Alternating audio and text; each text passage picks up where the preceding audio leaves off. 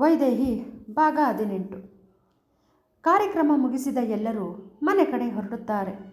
ಕಾರಿನಲ್ಲಿ ಹೋಗಬೇಕಾದರೆ ಕೌಸಲ್ಯ ಅವರು, ನೋಡು ವಿಹಾಂಗ್, ನೆಕ್ಸ್ಟ್ ಲೆವೆಲ್ನಲ್ಲಿ ಇನ್ನೂ ಚೆನ್ನಾಗಿ ಪರ್ಫಾರ್ಮೆನ್ಸ್ ಮಾಡಬೇಕು ಆಯಿತಾ ಎನ್ನುತ್ತಾರೆ. ಎಸ್ ಮ್ಯಾಮ್, ಖಂಡಿತ ತಾಲೂಕ್ ಲೆವೆಲ್ನಲ್ಲೂ ಕೂಡ ನಾನೇ ಫಸ್ಟ್ ಬರ್ತೀನಿ, ನೋಡ್ತಾ ಇರಿ ಎಂದನು ವಿಹಾನ್. ಅಮ್ಮ, ಅಣ್ಣ ಎಲ್ಲ ಕಾಂಪಿಟೇಷನ್ನಲ್ಲೂ ಅವನೇ ಫಸ್ಟ್ ಬರ್ತಾನೆ, ಕ್ಲಾಸಲ್ಲೂ ಅಷ್ಟೇ. ಅವನು ಗುಡ್ ಬಾಯ್ ಅಂತ ಹೇಳಿ ಅವ್ರ ಮಿಸ್ಸು ಅವನನ್ನು ಲೀಡರ್ ಮಾಡಿದ್ದಾರೆ ಗೊತ್ತಾ ಎನ್ನುತ್ತಾಳೆ ವೈದೇಹಿ. ಆಗ ವಿಹಾನ್ ತಾನೇನು ಕಡಿಮೆ ಇಲ್ಲ ಎನ್ನುವಂತೆ, ಬೇಬಿನೂ ಅಷ್ಟೇ ಮ್ಯಾಮ್, ಅವಳ ಕ್ಲಾಸ್ಗೆ ಅವಳೇ ಕ್ಲಾಸ್ ಲೀಡರ್ ಎನ್ನುತ್ತಾನೆ. ಮನೆ ಸಿಗುವ ತನಕ ಅಣ್ಣ ತಂಗಿ ಇಬ್ಬರು ಒಬ್ಬರು ಹೊಗಳುವ ಕಾಯಕದಲ್ಲೇ ಇರುತ್ತಾರೆ. ಪಾಪ, ಮನೆಯವರಿಗೆಲ್ಲ ಮೂಕ ಪ್ರೇಕ್ಷಕರು ಅಷ್ಟೆ.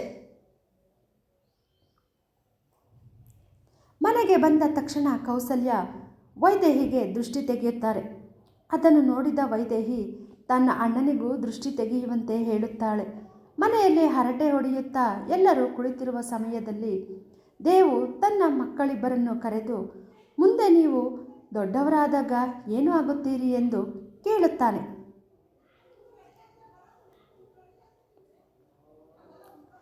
ಆಗ ವಿಹಾಂಗ್, ಅಪ್ಪ, ನಾನು ದೊಡ್ಡವನಾದ ಮೇಲೆ ಸಾಂಗ್ಲಿಯನ ಥರ ದೊಡ್ಡ ಪೊಲೀಸ್ ಆಫೀಸರ್ ಆಗ್ತೀನಿ, ಕೆಟ್ಟವರ ಜೊತೆ ಫೈಟ್ ಮಾಡಿ ಅವ್ರನ್ನ ಜೈಲಿಗೆ ಹಾಕ್ತೀನಿ ಅಂತ ಹೇಳುತ್ತಾನೆ.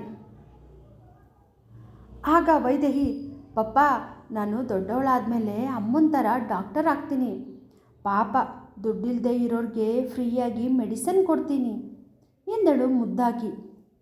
ಮಕ್ಕಳಿಬ್ಬರ ಆಸೆ ಕನಸುಗಳ ಬಗ್ಗೆ ಕೇಳಿದ ಹಿರಿ ಜೀವಗಳಿಗೆ ತುಂಬ ಖುಷಿಯಾಗುತ್ತದೆ. ಆದರೆ ಶಾಂತಿ ಮನೆಯಲ್ಲಿ ತನ್ನ ಮಗನನ್ನು ಕೇಳಿದ ಶೇಖರ, ನಾನು ಯಾಕಪ್ಪ ಚೆನ್ನಾಗಿ ಓದಿ ಕೆಲಸಕ್ಕೆ ಸೇರಬೇಕು, ನೀನು ಸಂಪಾದನೆ ಮಾಡಿಟ್ಟಿರೋ ಕೋಟ್ಯಾಂತರ ರೂಪಾಯಿ ಇದೆಯಲ್ಲ, ಅದನ್ನೇ ಕರಗಿಸಿದ್ರೆ ಸಾಕಲ್ವಾ?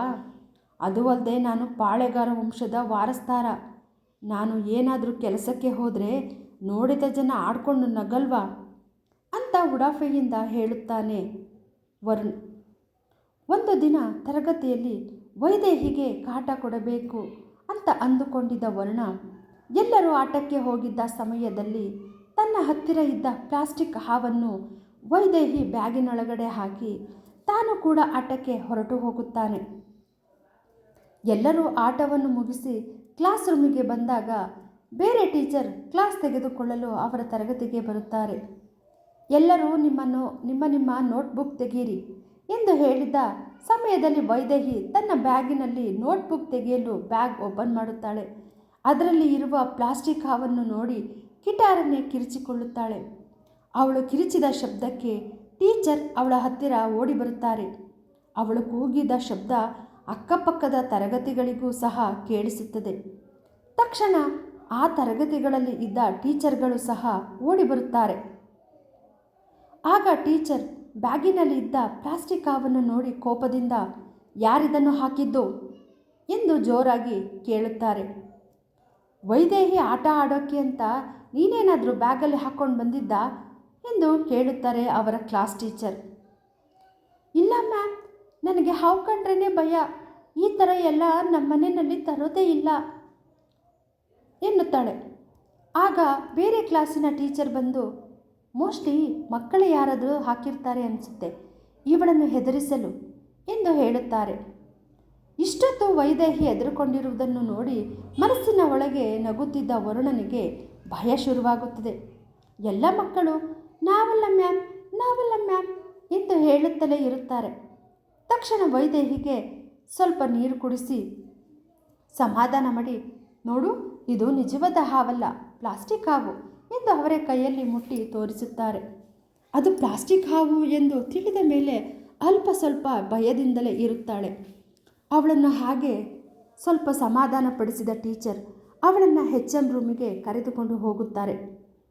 ಅಲ್ಲಿ ಹೋದ ನಂತರ ತರಗತಿಯಲ್ಲಿ ನಡೆದ ಘಟನೆಯನ್ನು ಹೇಳುತ್ತಾರೆ ಅವಳ ಕ್ಲಾಸ್ ಟೀಚರ್. ಇದಕ್ಕೆ ನಾನೇನಾದರೂ ಆಕ್ಷನ್ ತಗೋತೀನಿ, ನೀವು ವರಿ ಮಾಡ್ಕೋಬೇಡಿ, ಹೋಗಿ ಕ್ಲಾಸ್ ಕಂಟಿನ್ಯೂ ಮಾಡಿ ಅಂತ ಹೇಳುತ್ತಾರೆ HM. ವೈದೇಹಿಯನ್ನು ಪಕ್ಕದ ಪಕ್ಕದಲ್ಲಿ ಕೂರಿಸಿಕೊಂಡು ಅವಳ ತಲೆ ಸವರುತ್ತಾ ಅವಳ ಮನಸ್ಸನ್ನು ಬೇರೆ ಕಡೆಗೆ ಎಳೆಯುತ್ತಾರೆ. ಕೆಲವು ಚಂದದ ಚಿತ್ರಗಳು ಇರುವ ಪುಸ್ತಕವನ್ನು ಅವಳ ಕೈಗೆ ಕೊಟ್ಟು ನೋಡಲು ಹೇಳಿ CCTV ಫುಟೇಜ್ ಚೆಕ್ ಮಾಡಲು ನೋಡುತ್ತಾರೆ. ಚೆಕ್ ಮಾಡುವಾಗ ಮಕ್ಕಳೆಲ್ಲ ಆಟಕ್ಕೆ ಹೋದರೂ ತರಗತಿಯಲ್ಲಿ ವರುಣ್ ಮಾತ್ರ ಕುಳಿತಿರುವುದನ್ನು ನೋಡುತ್ತಾರೆ. ಸ್ವಲ್ಪ ಸಮಯದ ನಂತರ ಸುತ್ತಲೂ ಗಮನಿಸಿ ತನ್ನ ಬ್ಯಾಗಿನಿಂದ ಪ್ಲಾಸ್ಟಿಕ್ ಹಾವನ್ನು ತೆಗೆದು ವೈದೇಹಿ ಬ್ಯಾಗಿನ ಒಳಗಡೆ ಹಾಕಿ ಅವನು ಕೂಡ ಆಟದ ಮೈದಾನದ ಕಡೆಗೆ ಹೊರಟು ಹೋಗುತ್ತಾನೆ. ಈಗ HMಗೆ ಯಾರದು ಈ ಕೆಲಸ ಎಂದು ತಿಳಿದು ಹೋಗಿತ್ತು. ಈ ಥರದ ಕಿತಾಪತಿ ಕೆಲಸ ಮಾಡುವಾಗ ವರುಣ್ ಆಗ 3ನೇ ತರಗತಿ ಹುಡುಗ. ತಕ್ಷಣ HM ವರುಣನ ಅಪ್ಪನಿಗೆ ಫೋನ್ ಮಾಡಿ ತಕ್ಷಣ ತಂದೆ ತಾಯಿ ಇಬ್ಬರು ಶಾಲೆಗೆ ಬರುವಂತೆ ತಿಳಿಸುತ್ತಾರೆ. ತನ್ನ ಮಗನಿಗೆ ಏನೋ ಅಪಾಯ ಆಗಿರಬೇಕು ಎಂದು ಭಾವಿಸಿದ ಶೇಖರ ತಕ್ಷಣ ಶಾಂತಿಯನ್ನು ಕರೆದುಕೊಂಡು ಶಾಲೆಗೆ ಬರುತ್ತಾನೆ. ಮೇಡಮ್, ಅರ್ಜೆಂಟಾಗಿ ಬನ್ನಿ ಅಂತ ಕರೆದ್ರಲ್ಲ, ಯಾಕೆ? ನನ್ನ ಮಗನಿಗೆ ಏನಾದರೂ ಆಯಿತಾ ಎಂದು ಒಂದೇ ಸಮನೆ ಕೇಳುತ್ತಾನೆ ಶೇಖರ. ಹೊರಗೆ ಕೂತಿದ್ದ ಅಟೆಂಡರ್ನ ಕರೆದ HM 3ನೇ ತರಗತಿಯಲ್ಲಿ ಓದ್ತಾ ಇರೋ ವರುಣ್ನ ಕರ್ಕೊಂಡು ಬನ್ನಿ ಎಂದು ಹೇಳುತ್ತಾರೆ. HM ರೂಮಿಗೆ ಬಂದ ವರುಣ ತಂದೆ ತಾಯಿಯನ್ನು ನೋಡಿ ಸ್ವಲ್ಪ ಕೂಡ ಭಯಪಡದೆ ಬಂದು ನಿಲ್ಲುತ್ತಾನೆ. ಅವನ ಮುಖದ ಭಾವನೆಯನ್ನೇ ನೋಡಿ ತಿಳಿದಿತ್ತು, ಈ ಹುಡುಗನಿಗೆ ತಂದೆ ತಾಯಿ ಭಯ ಸ್ವಲ್ಪ ಕೂಡ ಇಲ್ಲ ಎಂದು.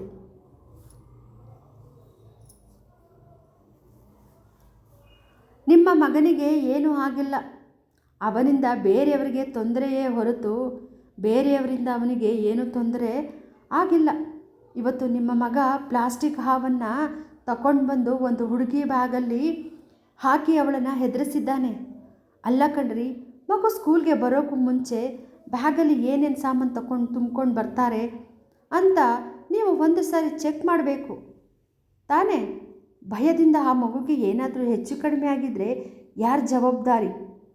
ನಾವೇ ತಾನೇ ಎಂದು ಶಾಂತಿ ಕಡೆ ಕೋಪದಿಂದ ಹೇಳುತ್ತಾರೆ HM. ಇಲ್ಲ ಮೇಡಮ್, ನಾನು ಬ್ಯಾಗ್ನ ದಿನ ಚೆಕ್ ಮಾಡಿ ಕಳಿಸೋದು. ಅದು ಯಾವ ಮಾಯದಲ್ಲಿ ತಗೊಂಡು ಬಂದ ನನಗೆ ಗೊತ್ತಾಗಲಿಲ್ಲ. ದಯವಿಟ್ಟು ಕ್ಷಮಿಸಿಬಿಡಿ ಎಂದು ಬೇಜಾರಿನಲ್ಲಿ ಹೇಳುತ್ತಾಳೆ ಶಾಂತಿ.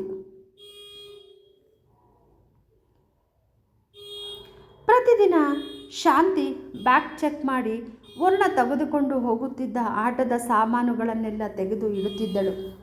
ಅದಕ್ಕೆ ವರುಣ ಮುಂದೆ ಬುದ್ಧಿ ಉಪಯೋಗಿಸಿ ಪ್ಲಾಸ್ಟಿಕ್ ಹಾವನ್ನು ತನ್ನ ಜೇಬಿನಲ್ಲಿ ಇಟ್ಟುಕೊಂಡಿರ್ತಾನೆ.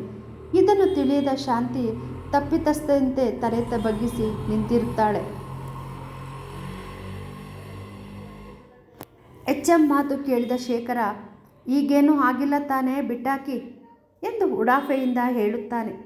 ಅವನ ಉಡಾಫೆ ಮಾತು ಕೇಳಿದ HMಗೆ ಕೋಪ ಬಂದಿತ್ತು. ಅಲ್ರಿ, ಇದೇ ಥರ ನಿಮ್ಮ ಮನೆ ಮಕ್ಕಳಿಗೆ ಆಗಿದ್ದರೆ ನೀವು ಸುಮ್ಮನೆ ಇರ್ತಾ ಇದ್ರಾ ಎಂದು ಕೋಪದಲ್ಲಿ ಕೇಳುತ್ತಾರೆ. ತಕ್ಷಣ ಕೋಪಗೊಂಡ ಶೇಖರ, ನನ್ನ ಮಗನ ವಿಚಾರಕ್ಕೆ ಬಂದಿದ್ದರೆ ಹುಟ್ಟಲಿಲ್ಲ ಅನ್ನಿಸ್ತಾ ಇದ್ದೆ ಅವರನ್ನು ಎಂದು ಹೇಳುತ್ತಾನೆ.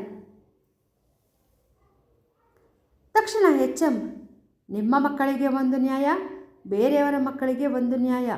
ನೋಡಿ, ನಿಮ್ಮ ಮಗನ ಬಿಹೇವಿಯರ್ ಇದೇ ಥರ ಮುಂದುವರೆದರೆ ನಮ್ಮ ಶಾಲೆಯಿಂದ TC ಕೊಟ್ಟು ಕಳಿಸ್ತೀವಿ ಎಂದು ಹೇಳಿದರು HM. ತಕ್ಷಣ ಶಾಂತಿ, ದಯವಿಟ್ಟು ಆ ಥರ ಹೇಳಬೇಡಿ ಮೇಡಮ್, ಏನೋ ಚಿಕ್ಕ ಹುಡುಗ ಗೊತ್ತಿಲ್ಲದೆ ಆ ಥರ ಮಾಡಿಬಿಟ್ಟಿದ್ದಾನೆ. ದಯವಿಟ್ಟು ಇದು ಒಂದು ಸಲ ಕ್ಷಮಿಸಿಬಿಡಿ. ಮುಂದೆ ಈ ಥರ ಆಗದೇ ಇರೋ ಹಾಗೆ ನಾನು ನೋಡ್ಕೋತೀನಿ ಅಂತ ರಿಕ್ವೆಸ್ಟ್ ಮಾಡುವಂತೆ ಹೇಳುತ್ತಾಳೆ ಶಾಂತಿ. ಏನೋ ನೀವು ಇಷ್ಟೊಂದು ರಿಕ್ವೆಸ್ಟ್ ಮಾಡ್ತಾ ಇದ್ದೀರಾ ಅಂತ ಈ ಸರಿ ಸುಮ್ಮನೆ ಬಿಡ್ತಾ ಇದ್ದೀನಿ. ಇದೇ ತರಹ ಆದರೆ ನಾನು ಹೇಳಿದಂಗೆ ಮಾಡೋದು ಅಂತ ವಾರ್ನಿಂಗ್ ಕೊಟ್ಟು ಅವರನ್ನು ಕಳುಹಿಸುತ್ತಾರೆ.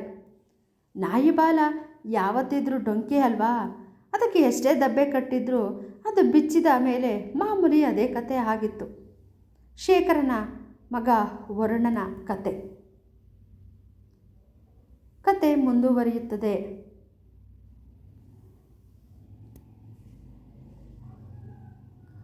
ಕತೆಯನ್ನು ಕೇಳಿದ ನಂತರ ನಿಮ್ಮ ಅಭಿಪ್ರಾಯವನ್ನು ಕಮೆಂಟ್ ಮೂಲಕ ತಿಳಿಸಿ. ನಿಮ್ಮ ಪ್ರೋತ್ಸಾಹದ ನಿರೀಕ್ಷೆಯಲ್ಲಿ. ಧನ್ಯವಾದಗಳು.